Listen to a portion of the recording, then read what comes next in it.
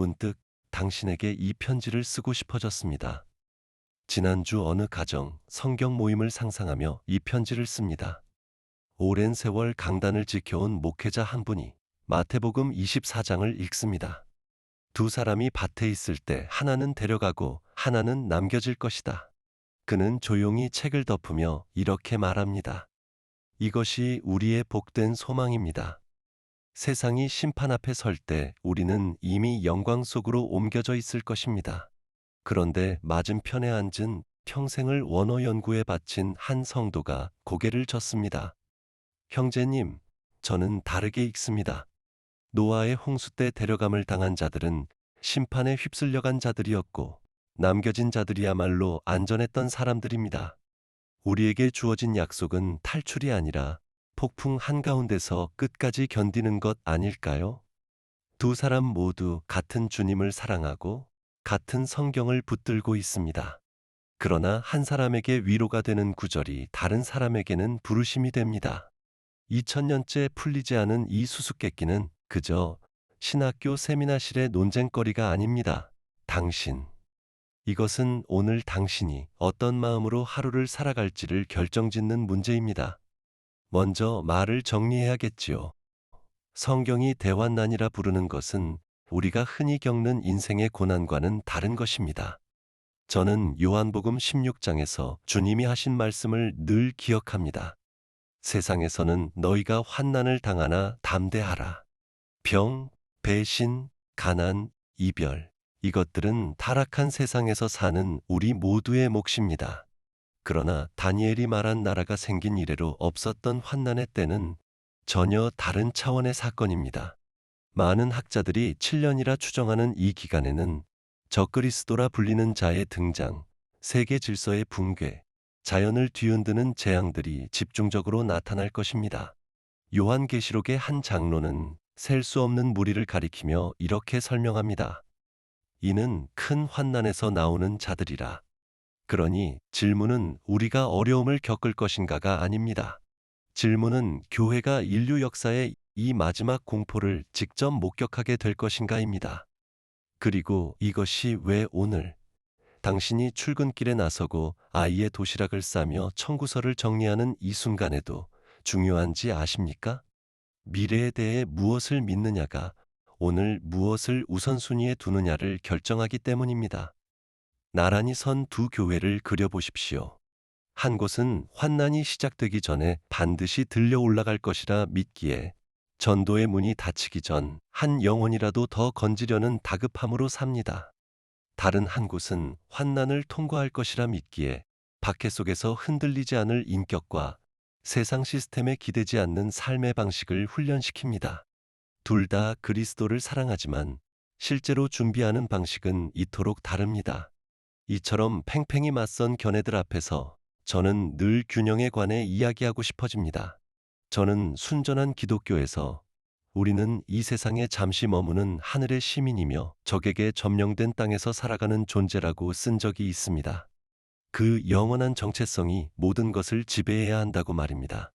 우리는 오늘 해가 지기 전 주님이 오실 것처럼 긴박하게 살아야 하지만 동시에 앞으로 100년은 더 살 것처럼 씨를 뿌리고 집을 짓고 이웃을 사랑해야 합니다.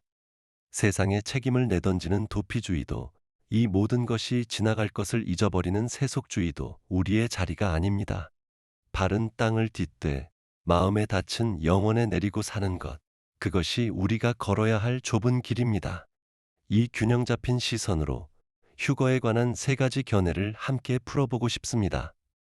논쟁에서 이기려는 것이 아니라 우리 왕을 맞이할 준비를 하기 위해서입니다. 가장 널리 알려진 첫 번째 견해는 환난 전 휴거설입니다. 이는 교회가 7년의 환난이 시작되기 전 하늘로 이끌려 올라갈 것이라 가르칩니다. 근거는 데살로니가 전서 4장. 주께서 호령과 나팔 소리로 강림하시고 성도들이 구름 속으로 이끌려 올라가 공중에서 주를 영접한다는 그 장면입니다. 이 견해를 지지하는 이들이 가장 힘주어 말하는 구절은 다음 장, 데살로니가 전서 5장 9절입니다. 하나님이 우리를 세우심은 노하심에 이르게 하심이 아니요 오직 구원을 받게 하심이라. 환난이 하나님의 진노를 쏟는 시기이고 교회가 그 진노를 위해 예비된 존재가 아니라면 교회는 그 자리에 있을 수 없다는 논리입니다. 그들은 또한 빌라델비아 교회를 향한 약속, 내가 너를 지켜 시험의 때를 면하게 하리라는 요한계시록 3장 10절 말씀을 제거되어 그 길에서 완전히 벗어나는 것으로 해석합니다. 덜 알려졌지만 진지하게 다뤄지는 두 번째 견해는 환난 중 휴거설입니다. 이는 교회가 환난의 전반부 3년 반은 통과하지만 하나님의 진노가 집중되는 후반부가 시작되기 직전 하늘로 옮겨진다고 말합니다. 이 관점을 따르는 이들은 인간과 적그리스도가 일으키는 박해와 하나님이 직접 쏟으시는 심판을 구분합니다. 교회는 역사 내내 박해를 겪어왔고 이번에도 그러하겠지만 요한계시록에 묘사된 진노의 대접들에서는 면제된다는 것입니다. 이들은 요한계시록 11장과 고린도전서 15장의 마지막 나팔을 그 중간 지점의 신호로 봅니다. 진노로부터의 보호와 인내로의 부름, 이 두 가지를 다 붙잡으려는 시도라 할 수 있습니다. 세 번째, 아마 가장 받아들이기 힘든 견해는 환난 후 휴거설입니다. 이는 교회가 환난 전체를 그대로 통과하고 마지막에야 공중으로 이끌려 주를 맞이한 뒤 곧바로 함께 내려와 아마겟돈 전투와 천년왕국의 시작을 맞이한다고 가르칩니다. 이 견해를 지지하는 이들은 마태복음 24장의 명확한 시간 순서를 근거로 듭니다. 그날 환난 후에 즉시 해가 어두워지며 그때에 그가 큰 나팔 소리와 함께 천사들을 보내어 택하신 자들을 모으리라. 환난이 먼저, 하늘의 징조가 그 다음, 그리고 그제야 성도들의 모임이 있다는 순서입니다. 이들은 시험의 때를 면하게 하리라는 말씀을 마치 애굽의 재앙 속에서도 이스라엘이 보호받았던 것처럼 혹은 사드락과 메삭과 아벳느고가 풀무불 안에서 지켜졌지 그곳에서 빠져나온 것이 아니었던 것처럼 그 안에서 지켜주심으로 읽습니다. 세 견해가 이토록 갈리는 것을 보며 당신이 혼란스러워할까 걱정이 됩니다. 그러나 정작 중요한 것은 모든 견해가 함께 동의하는 지점입니다. 성경을 믿는 그리스도인이라면 누구나 예수 그리스도께서 몸으로 눈에 보이게 다시 오실 것을 믿습니다. 누구나 그리스도와 교회의 영광스러운 만남이 있을 것을, 믿지 않는 세상에 심판의 날이 임할 것을, 그리고 신실한 자들이 그리스도와 함께 영원히 다스릴 것을 믿습니다. 다툼은 무엇이 아니라 언제에 있을 뿐입니다. 그러므로 당신이 어느 견해에 서 있든 준비해야 할 내용은 다르지 않습니다. 거룩하게 살고 깨어 있고 언제든 주님을 맞이할 준비가 되어 있는 것, 탈출을 위해서든 인내를 위해서든 보호를 위해서든 그 출발점은 언제나 그리스도께 완전히 내어드린 마음입니다. 이제 이 사건이 가까워졌음을 알리는 징조들에 대해 이야기하고 싶습니다. 제자들이 주의 임하심과 세상 끝에 무슨 징조가 있사오리이까 물었을 때 주님이 가장 먼저 말씀하신 것은 전쟁과 전쟁의 소문이었습니다. 그러나 곧이어 이렇게 덧붙이셨지요. 너희는 삼가 두려워하지 말라. 이런 일이 있어야 하되 아직 끝은 아니니라. 이 모든 것이 재난의 시작이니라. 산고를 겪는 여인을 떠올려 보십시오. 처음엔 드물고 가볍던 진통이 출산이 가까워질수록 잦아지고 강해집니다. 20세기는 그 이전 모든 세기를 합친 것보다 많은 전쟁 사망자를 냈고 오늘 우리는 핵의 위협과 사이버 전쟁, 들불처럼 번지는 분쟁 아래 살고 있습니다.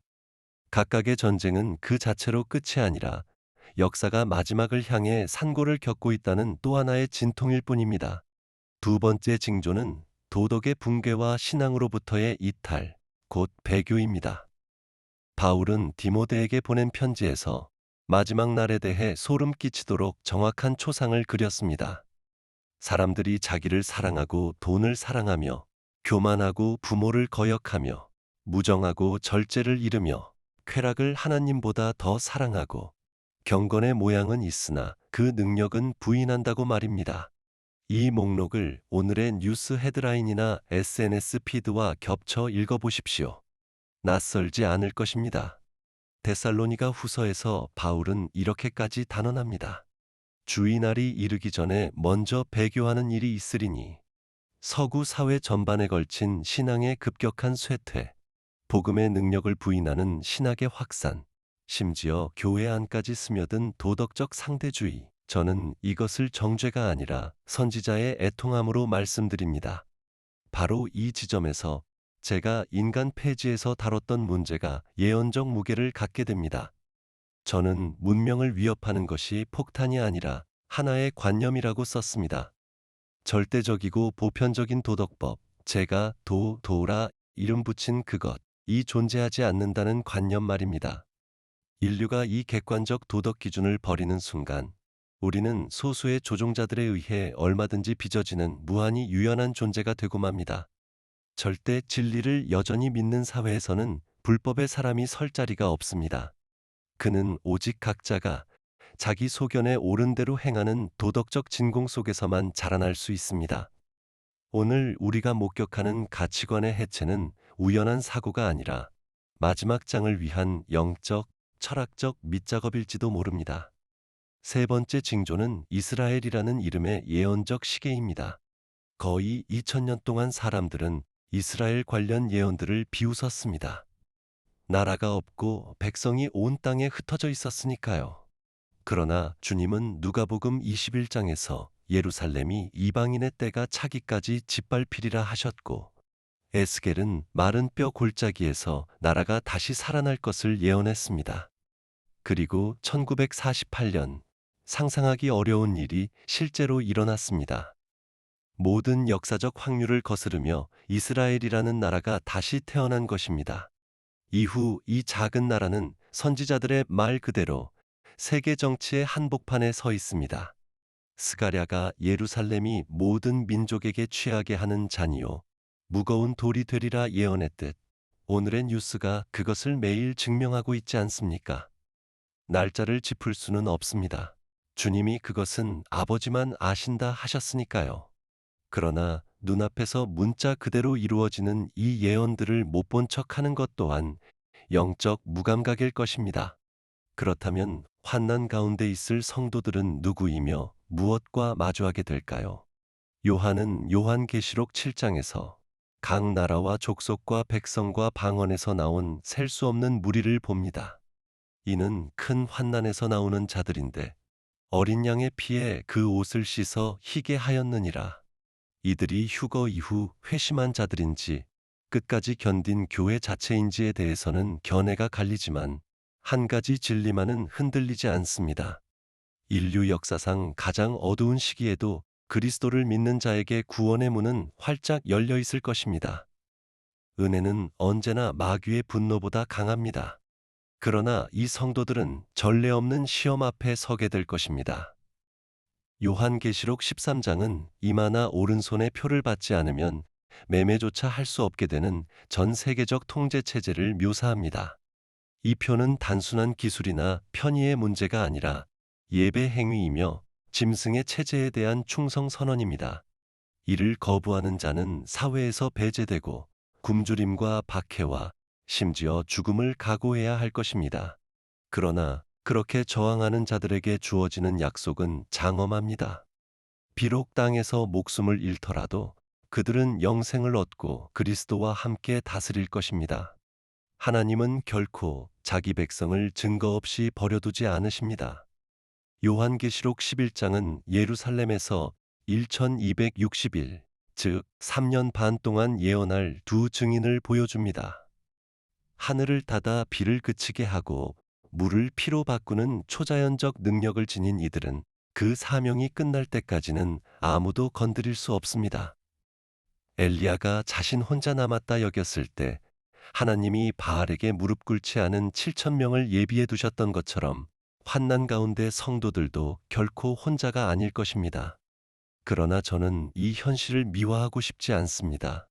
요한계시록 20장은 예수를 증언함과 하나님의 말씀 때문에 목베임을 당한 자들을 냉정하게 보여줍니다. 순교는 많은 이에게 실제 현실이 될 것입니다. 그러나 곧이어 이런 말씀이 이어집니다. 그들이 살아서 그리스도와 더불어 1000년 동안 왕노릇하니. 이 대목에서 저는 오늘 우리 자신에게 날카로운 질문을 던지지 않을 수 없습니다. 지금처럼 평화롭고 자유로운 시절에도 작은 사회적 눈총이나 손해가 두려워 신앙을 굽히는 우리가 생사가 걸린 압박 앞에서 어떻게 버틸 수 있겠습니까? 환난의 날 우리를 붙들 믿음은 지금 이 작은 시련의 불 속에서 이미 단련되고 있어야 합니다. 그러면 어떻게 준비해야 할까요? 첫째는 거룩함입니다. 히브리서 기자는 이렇게 명합니다. 모든 사람과 더불어 화평함과 거룩함을 따르라. 이것이 없이는 아무도 주를 보지 못하리라. 거룩함은 특별히 영성 깊은 그리스도인만의 선택 사항이 아니라 하나님을 뵙기 위한 조건입니다.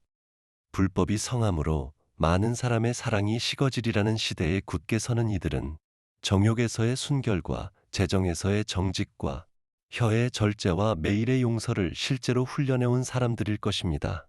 그리고 그 동기는 뒤처질까 하는 두려움이 아니라 우리를 자기 피로 사신 분에 대한 감사여야 합니다. 둘째는 깨어 기도하는 삶입니다. 예수님은 누가복음 21장의 예언 강화를 이렇게 맺으셨습니다. 너희는 장차 올 이 모든 일을 능히 피하고 인자 앞에 서도록 항상 기도하며 깨어 있으라. 기도는 두 방향으로 우리를 지킵니다. 하나는 하나님과의 친밀함 속에서 우리 내면을 굳세게 하고 다른 하나는 실제로 상황을 바꾸는 중보의 능력입니다. 다니엘은 사형 선고 아래에서도 하루 3번 기도를 그치지 않았습니다. 그에게 기도는 취미가 아니라 생명줄이었습니다. 평화로운 시절에 기도의 근육을 키워두지 않은 사람은 전쟁의 날에 기도할 힘조차 없을 것입니다. 저는 폭격이 런던을 뒤덮던 시절 이 문제에 대해 자주 생각했습니다. 그때 저는 그리스도인들에게 공포에 질려 살지도 위협을 외면하지도 말라고 권했습니다. 저는 이렇게 말한 적이 있습니다. 히틀러가 우리 마음속에서 그가 마땅히 차지해야 할 자리보다 더 큰 자리를 차지하게 두어서는 안 된다고 말입니다.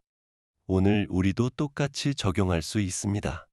적그리스도나 환난에 관한 추측에 사로잡혀 삶이 마비되어서는 안 됩니다. 우리는 정보에 밝아야 하되 그것에 집착해서는 안 됩니다. 왕을 기다리면서도 이웃을 사랑하고 맡은 일을 성실히 하고 아름다운 것을 지어가는 것, 그 균형이야말로 영적 성숙의 표지입니다. 마지막으로 우리는 결코 혼자 이 길을 준비할 수 없습니다. 신앙 공동체는 우리의 요새입니다. 히브리서 기자는 권합니다. 모이기를 패하는 어떤 사람들의 습관과 같이 하지 말고 오직 권하여 그날이 가까움을 볼수록 더욱 그리하자.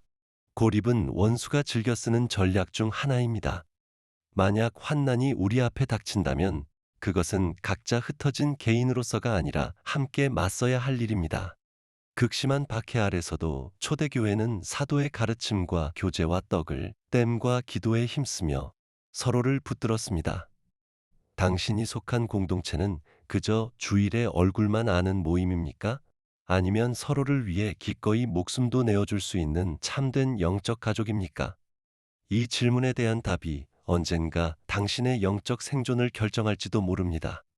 결국 벗이여, 우리의 소망은 예언의 연대표를 완벽히 풀어내는 데 있지 않습니다. 우리의 소망은 하나님의 흔들림 없는 주권에 뿌리 내리고 있습니다. 어떤 견해가 옳든 하나님은 여전히 온전한 통제 가운데 계십니다. 다니엘에게 말씀하셨듯 때와 계절을 바꾸시는 분은 바로 그분이십니다. 제자들에게 말씀하셨듯 때와 시기는 오직 아버지의 권한에 속합니다. 우리의 몫은 날짜를 계산하는 것이 아니라 신실하게 사는 것뿐입니다. 이 진실이 우리를 예언에 대한 불안에서 건져내고 그분의 온전한 뜻 안에서 쉬게 합니다.